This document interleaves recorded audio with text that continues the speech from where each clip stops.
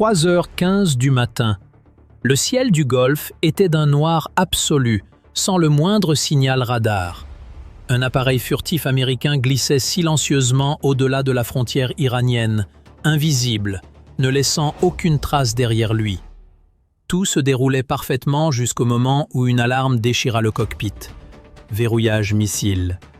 Sa position avait été compromise. 6 batteries de missiles sol-air venaient de se verrouiller simultanément sur la cible.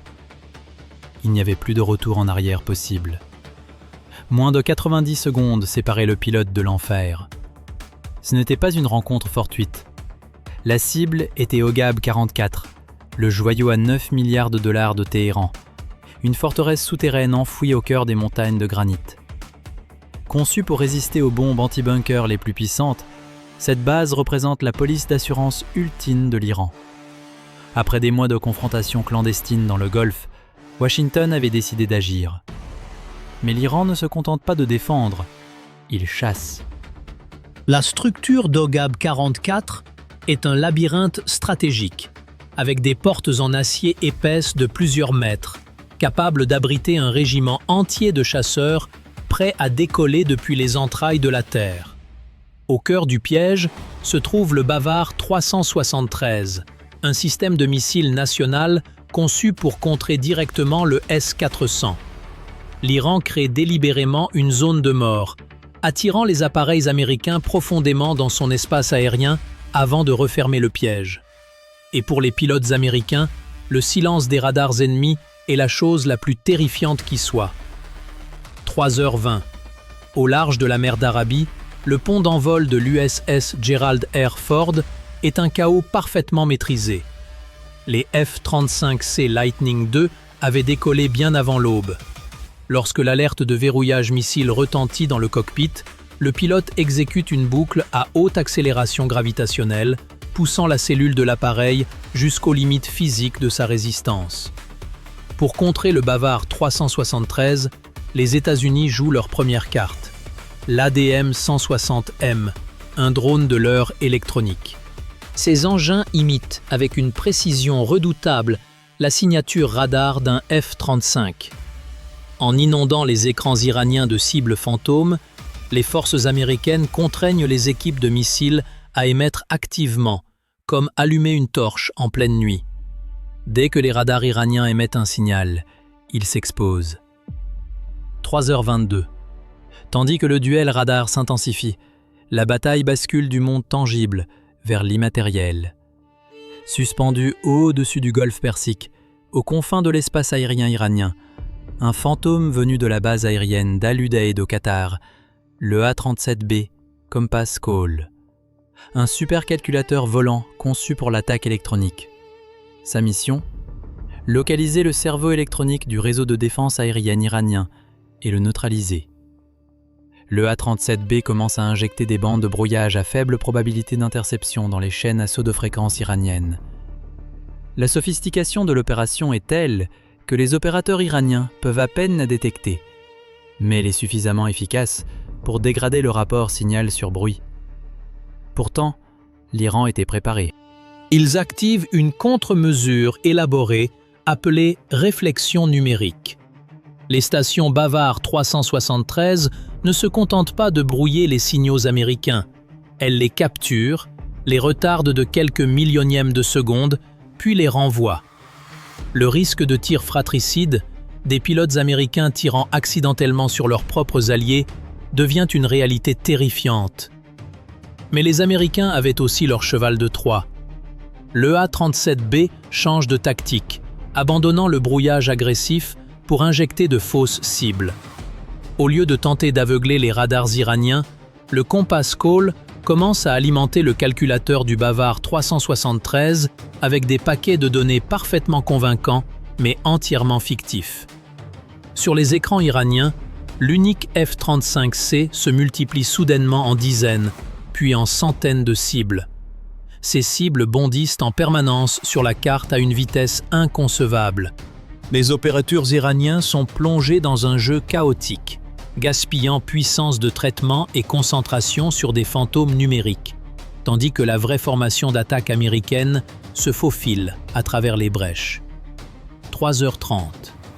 Alors que la guerre cybernétique atteint une impasse, Téhéran ramène la bataille dans le monde réel avec une attaque de saturation à grande échelle. Le long de la frontière montagneuse et accidentée, les couvertures logistiques civiles disparaissent. Des dizaines de camions de fret apparemment ordinaires se débarrassent brusquement de leurs filets de camouflage. Ce sont des lanceurs de drones intégrés dans des conteneurs, une innovation iranienne qui transforme n'importe quelle route en piste de lancement tactique. En quelques secondes, le silence de la nuit est fracassé par le rugissement des moteurs lorsque des centaines de drones de la classe Shahed s'élancent dans le ciel comme un essaim d'abeilles s'échappant d'une ruche. Ce n'est pas un lancement aléatoire, c'est une tactique de leurre et de frappe étroitement coordonnée. L'Iran divise l'essaim en deux groupes distincts. Les drones leurres signalent délibérément leur présence pour attirer le feu. Au large, les destroyers de classe Harley-Burke activent immédiatement leur système Aegis et tirent des salves de missiles SM-2 pour intercepter l'essaim à longue portée, tandis que les capteurs des F-35 s'efforcent de filtrer les cibles à courte distance. Ces drones constituent un mur de fer massif, conçu pour épuiser les missiles intercepteurs américains, extrêmement coûteux. Pendant ce temps, le second groupe, les variantes létales équipées d'ogives explosives de 50 kg, est totalement silencieux sur le plan électronique.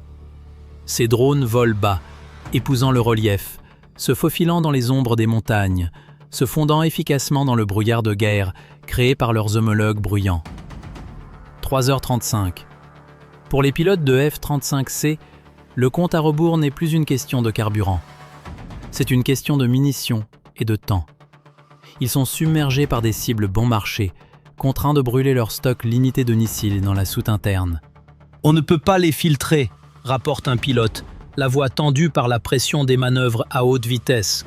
« Ils arrivent de partout. » Pour chaque missile AIM-120 à 2 millions de dollars tiré, l'Iran ne perd qu'un drone en plastique à 20 000 $. Les forces américaines sont clouées dans la zone de mort, incapables d'identifier les cibles primaires à travers l'essaim. Cependant, en périphérie du champ de bataille, une formation de F-15EX Eagle II fait soudainement son apparition. Plutôt que de s'engager dans un combat rapproché, ces dépôts de munitions volants servent de relais et de centre de traitement des données. Équipés de processeurs ADCP-2 ultra rapides, ils filtrent silencieusement les interférences provenant des F-35 et synchronisent les cibles pour l'ensemble de l'escadron. Ce sont les gros bras qui ajustent les coordonnées à longue portée, attendant une seule ouverture pour tout faire basculer. 3h40. Alors que l'escadron de F-35C se rapproche des cibles stratégiques, l'Iran joue sa carte la plus brutale. Un réseau de stations de brouillage à mémoire de fréquences radio numériques haute puissance positionnées le long des crêtes de granit. Ce n'est pas le brouillage classique au bruit blanc qui se contente de flouter les écrans, mais une attaque directe contre les structures algorithmiques occidentales.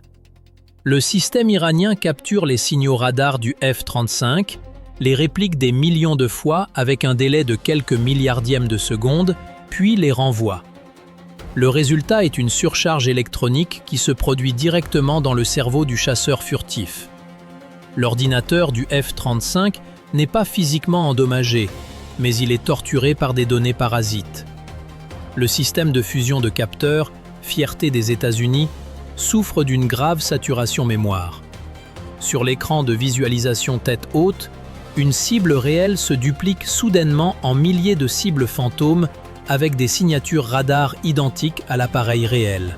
L'afflux de données virtuelles dépasse la capacité de traitement des puces internes, provoquant un goulot d'étranglement algorithmique. L'affichage tactique autrefois net est désormais envahi de dizaines de milliers de points rouges dansant de façon chaotique. Pour éviter un crash système complet, le pilote est contraint d'effectuer une manœuvre risquée, réinitialiser les capteurs et couper le radar actif. Les Américains sont soudainement aveuglés par le brouillage numérique à courte portée. L'efficacité de l'attaque s'effondre, offrant à l'Iran un temps précieux pour réorganiser sa puissance de feu. Les lanceurs de missiles mobiles commencent à émerger de leurs abris rocheux, cherchant silencieusement leur position de tir finale avant que tout ne s'effondre. L'ordre tactique retentit. Envoyez le Hawk pour le nettoyage. Sur la base aérienne avancée près de la frontière koweïtienne, l'escadron de A-10 Thunderbolt pousse immédiatement les gaz. Le vieux Hawk rase le sol à seulement 30 mètres d'altitude, se faufilant dans les canyons pour exploiter l'ombre radar du terrain. À cette altitude extrêmement basse, tout le brouillage à mémoire de fréquence numérique devient inutile contre ces machines fonctionnant entièrement à l'hydraulique et à la mécanique. Les pilotes de A-10 ne regardent pas des écrans d'ordinateur remplis de données virtuelles. Ils utilisent des viseurs mécaniques et observent à l'œil nu. Ils identifient les cibles en fonction de l'éclair de bouche des canons, de la signature thermique des stations de brouillage et des explosions des positions d'artillerie déjà affaiblies par les frappes de suppression de défense aérienne ennemie précédentes. Le A-10 entame la phase de nettoyage. Le canon GAU-8 Avenger de 30 mm et les roquettes Hydra commencent à balayer les positions radar exposées. Il n'agit pas seul, mais capitalise sur le fait que la défense aérienne iranienne a déjà été affaiblie. Sur fond de ciel embrasé, le contraste est saisissant. Les systèmes high-tech iraniens sont aveuglés par leur propre sophistication, et à ce moment précis, seul le Warthog avec ses systèmes à câbles mécaniques est suffisamment robuste pour nettoyer le champ de bataille. La partie est presque terminée. 3h55. Le A-10 identifie les cibles grâce à des indicateurs physiques. Les traînées de feu des tubes de canons anti-aériens, les signatures thermiques des stations de brouillage à mémoire numérique, les feux de signalisation des véhicules radars mobiles. Pour le A-10, plus la technologie interfère, plus il est facile de repérer les cibles grâce aux traînées de signaux bruts. Brrt! Le canon GAU-8 Avenger crache du feu, tirant à 3900 coups par minute. Chaque rafale libère des centaines de projectiles en uranium appauvri capables de percer n'importe quelle couche de blindage en acier. Chaque émetteur à mémoire numérique, ces mêmes dispositifs qui venaient d'aveugler les F-35, est réduit en tas de ferraille en un instant. Viennent ensuite les missiles AGM-65 Maverick et les roquettes Hydra 70. Le A-10 ratisse les vallées montagneuses, exposant les positions d'artillerie cachées et les cavernes en utilisant des techniques de bombardement en piqué traditionnelles. Les zones où les capteurs modernes ne pouvaient pas verrouiller les cibles en raison de l'empoisonnement des données sont désormais exposées aux viseurs mécaniques du A-10. L'Iran lance une contre-attaque frénétique à l'aide de missiles portables sol-air et de canons anti-aériens de 23 mm. Un A-10 est touché à l'aile, mais grâce à la structure en titane de la baignoire blindée entourant le cockpit et à un système de commande mécanique par câble de secours, il continue de voler. Contrairement aux appareils de nouvelle génération dont les circuits électroniques seraient grillés à l'impact, le A-10 est immunisé contre les défaillances électroniques grâce à son mécanisme de fonctionnement analogique. L'ironie atteint son paroxysme. L'Iran a utilisé la technologie la plus avancée pour détruire le cerveau électronique américain, mais a involontairement créé l'environnement idéal pour qu'une bête mécanique s'impose. Sans radar, tout aveuglé par les ondes électromagnétiques, le A-10 est le seul encore capable de voir l'ennemi à travers ses viseurs en acier. Couche par couche, les défenses d'OGAB 44 sont démontées manuellement. Les carcasses de camions radars et de pièces d'artillerie jonchent l'entrée du bunker souterrain. Le brouillard électronique est physiquement dissipé. Au-dessus de la stratosphère, les écrans des F-35 commencent à s'éclaircir à mesure que les sources de brouillage au sol sont complètement neutralisées. La porte vers le cœur de la base à 9 milliards de dollars est grand ouverte. Le coup de grâce le plus brutal, les bombes perforantes des F-15EX, est maintenant en train d'être ciblé. 4h05 du matin. Après que le A-10 Warthog a éliminé les stations de brouillage au sol, le brouillard électronique enveloppant OGAB 44 se dissipe. À ce moment, le A-37B Compass Call porte le coup décisif avec une vaste opération de falsification de données et d'injection de trajectoire. Il injecte de faux paquets de données dans le système de contrôle du trafic aérien iranien, amenant les radars ennemis à identifier les bombes perforantes entrantes comme de simples cibles brouillage, sans importance. Tandis que le cerveau de l'Iran est trompé par le fantôme numérique, le F-15EX Eagle II prend officiellement le rôle d'exécuteur. Des salves de bombes perforantes de nouvelle génération GBU-72 avancées de 5000 livres quittent leurs pylônes, fendant l'air à des vitesses supersoniques.